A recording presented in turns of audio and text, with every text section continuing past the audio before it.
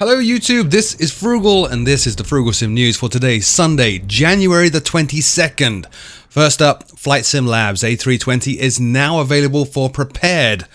This was a bit of a surprise, as only a week ago the guys at Flight Sim Labs were hinting about it being delayed and possibly holding it back for a later release of Prepared. It is a staggeringly complex and realistic simulation of the A320 Airbus, including the fly-by-wire systems, custom and accurate sounds of everything inside and out, as well as both the CFM and IAE engines. The price is a bit of a shock. If you have the existing FSX version of the Flight Sim Labs A320, the price for the prepared one is $39.95. If you are not already a customer, like I'm not, then it is a jaw-dropping $140 to buy the prepared version of the Flight Sim Labs A320. Now, I was curious to take a look at this. I know a number of you have asked me to do videos and take a look, but honestly, at that price, it's not a snap purchase decision.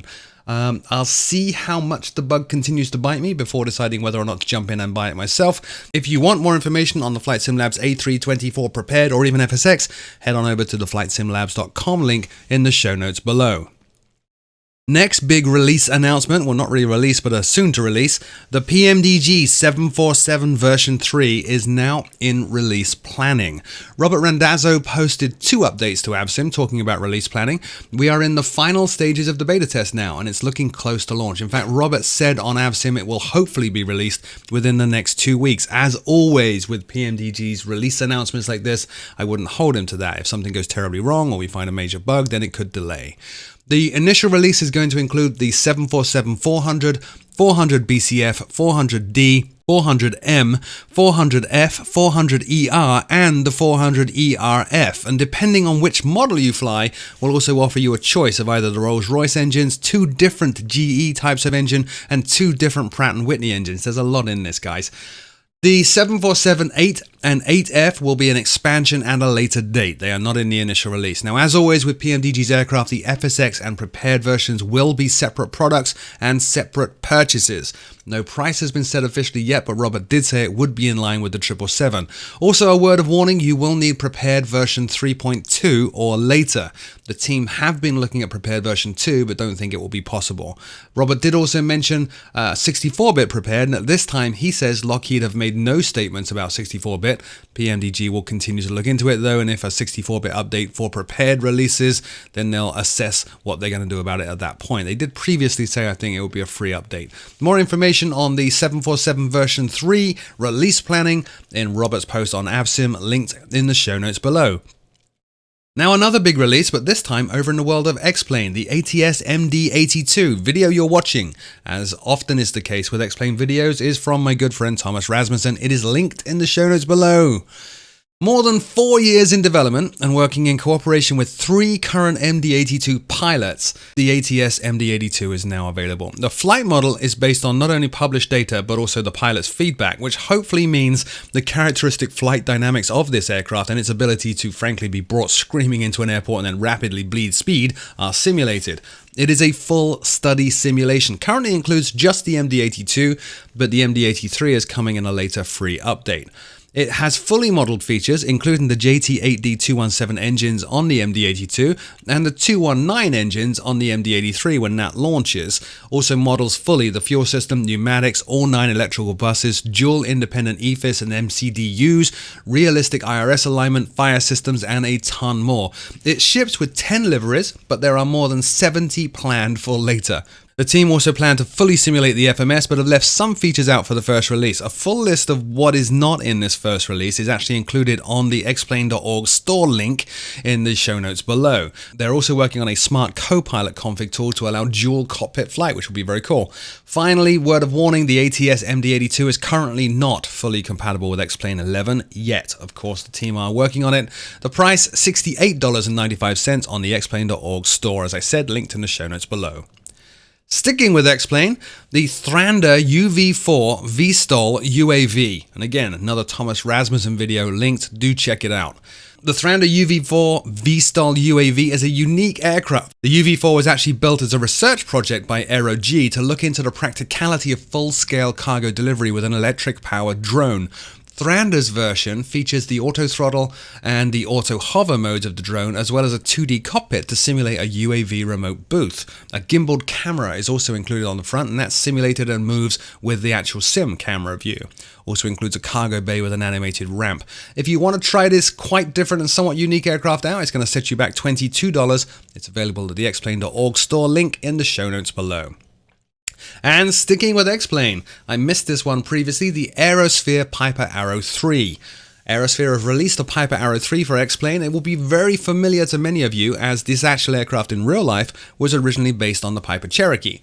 It's been created based on real-world experience in the actual aircraft, features 4K textures, an IFR cockpit, and includes the Garmin 530 and 430. Also has a fully detailed flight model with a fully interactive cockpit. The price, $21.95 from the xplane.org store. Back over to the world of FSX and Prepared now. Taxi to Gate's Charles de Gaulle has launched. Taxi to Gate's rendition of the largest international airport in France is now available.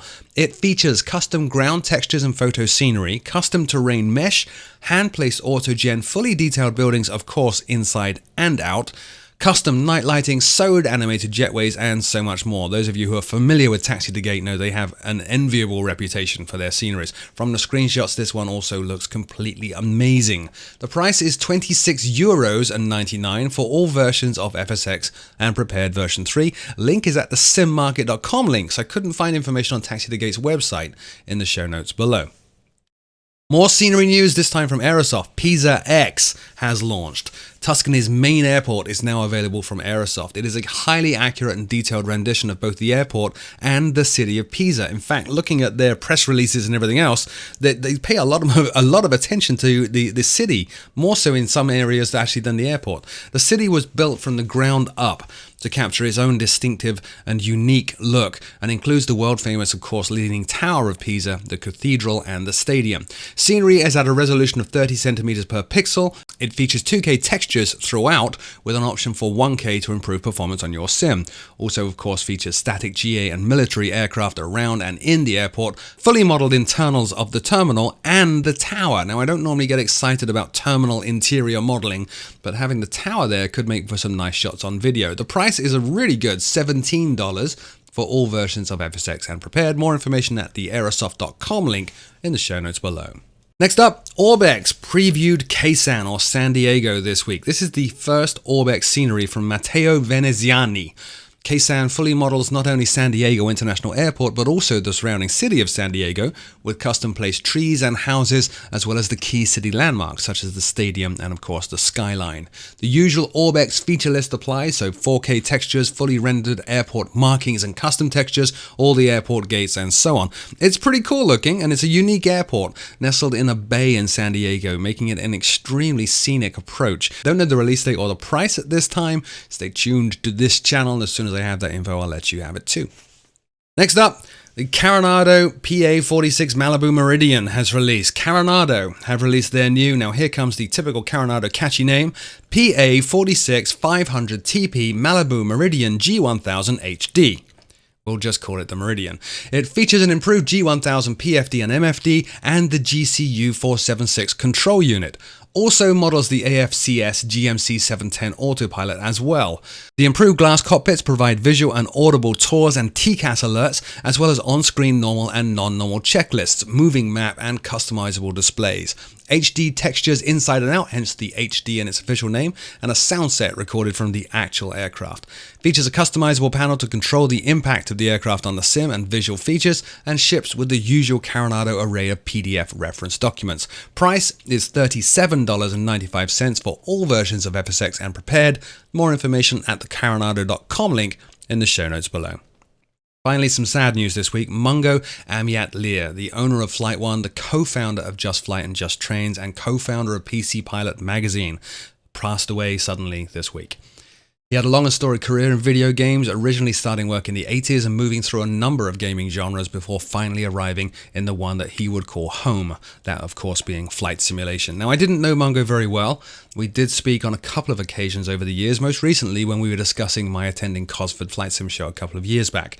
He was a gentleman and an eccentric, the most colourful of characters in an industry that at times seems defined by them. His contributions to our hobby are immeasurable, and he will be sorely missed. Our thoughts are with his daughter Ishbel, his family, his colleagues, and his friends. Blue skies, sir. But that's it for this week's news show. As always, if I did miss something, do leave me a comment in the comment section below. I'll take a look and see whether I should include it in next week's show. Until then, though, thank you so much for taking the time to watch this, and I will see you all very soon.